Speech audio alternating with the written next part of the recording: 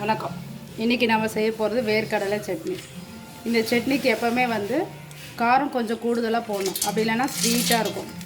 First நம்ம கடலக்கொட்டை, பூண்டு, கருவேப்பிலை,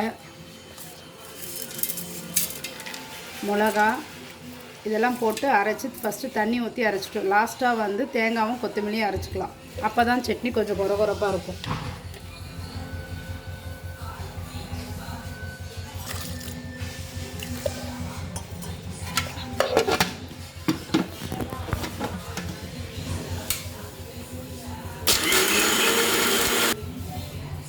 இப்போ கொத்தமல்லியும் தேங்காயும் போட்டு அரைச்சா டேஸ்ட்டு நல்லாயிருக்கும்.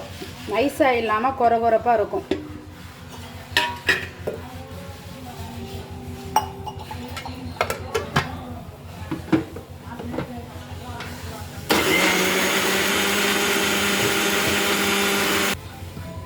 பாருங்கள், நைஸாக இல்லாமல் கொரகொரப்பாக இருக்குது. இப்போ இந்த சட்னிக்கு தாளிப்பு போட்டுட்டா அவ்வளோதான்.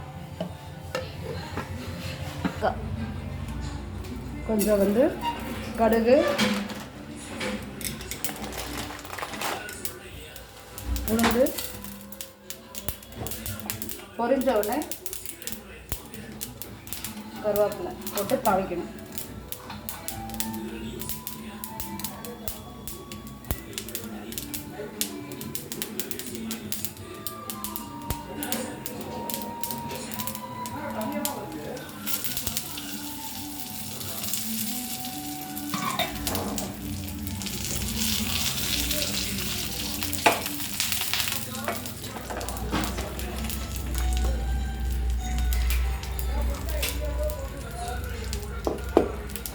அவ்வளோதாங்க, தாளிப்பு ரெடி.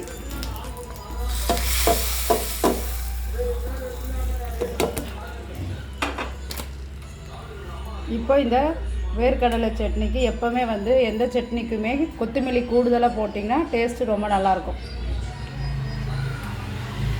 இந்த வீடியோ பிடிச்சிருந்தா லைக் பண்ணுங்கள், ஷேர் பண்ணுங்கள், சப்ஸ்கிரைப் பண்ணுங்கள். பாய்.